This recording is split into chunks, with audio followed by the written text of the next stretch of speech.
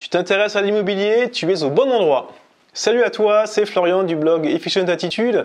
J'espère que tu vas bien. Dans cette vidéo, je vais te parler d'une façon de déterminer le prix de location d'un bien. Avant d'aller plus loin, n'oublie pas de t'abonner à la chaîne ou de liker la page, comme ça tu seras prévenu automatiquement dès que je publierai une nouvelle vidéo. Et pense à télécharger mon petit guide gratuit de l'investisseur immobilier où je te partage tout ce que j'ai mis en place pour pouvoir investir sereinement et gagner de l'argent tous les mois. Alors, comment déterminer le prix de location d'un bien? J'ai été confronté justement à ça quand j'ai acheté mon premier studio. Je te mets le lien vers la vidéo si ça t'intéresse. Où en fait, je m'étais dit, bon, je suis à peu près au courant des prix de location, du montant des locations des studios dans ma ville. Sauf que, en regardant les différentes annonces sur les différents sites, notamment sur Le Bon Coin, je me rendais compte que les biens qui étaient mis à la location n'étaient pas terribles. Et moi, dans mon projet d'investissement, j'avais prévu de refaire le studio, pas dans son intégralité, mais faire un truc qui soit vraiment qualitatif, qui soit meublé de façon sympa. Et je m'étais dit, voilà, je fais un truc qui est très sympa, mais je vais taper assez haut au niveau du loyer parce que je pense que ça les vaut. Mais avant de m'engager dans ce projet-là, j'avais quand même en amont vérifié que le bien allait pouvoir se louer au prix que je m'étais fixé.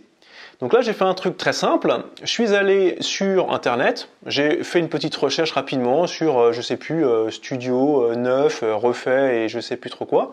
Et j'ai regardé toutes les photos et j'ai regardé celles qui m'inspiraient et surtout celles qui correspondaient à mon projet de rénovation.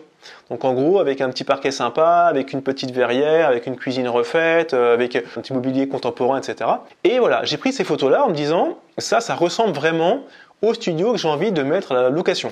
Et après, ce que j'ai fait un truc très simple. Je suis allé sur Le Bon Coin, j'ai rédigé une annonce telle que je l'aurais rédigée quand j'allais mettre en location mon bien, que tous les points soient absolument crédibles, et j'ai mis les trois photos que j'avais trouvées sur Internet. Je pousse l'annonce en ligne, et là, en 24 heures, j'ai 15 demandes.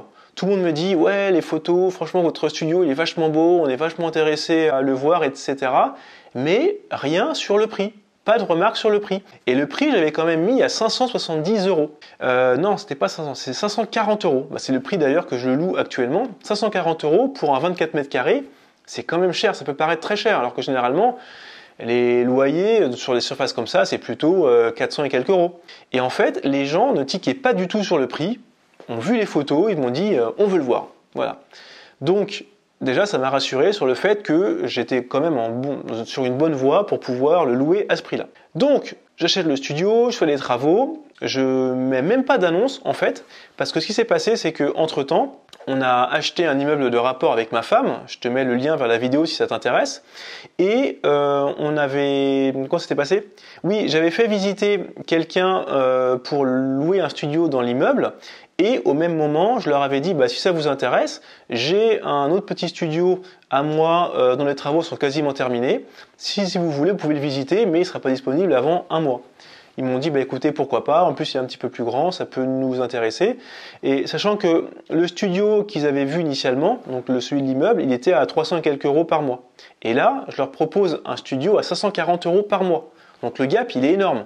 Ils ont visité le studio. En 3 minutes, ils m'ont dit, écoutez, il nous plaît beaucoup, on le prend. Donc j'ai même pas mis d'annonce sur ce studio-là, j'ai loué directement. Donc là, c'était plutôt trop cool. Tout ça pour dire que au final, moi, ce que je te conseille, c'est que si tu prévois de louer un bien qualitatif, mets une annonce fictive, valide le truc, et déjà, je pense que ça va te rassurer. Voilà, écoute, c'est ce que je voulais te partager dans cette vidéo. J'espère qu'elle t'aura plu. N'hésite pas à me dire, toi, en commentaire, si tu mets également des annonces fictives pour tester tes biens. N'hésite pas à mettre un like, un pouce comme ça. Moi, ça me motive à continuer à faire des vidéos. Partage ça à ceux qui se posent des questions sur les loyers qu'ils veulent pratiquer pour leurs biens. Et puis, écoute, moi, c'est la fin de cette vidéo. Puis je te dis à très bientôt. Ciao!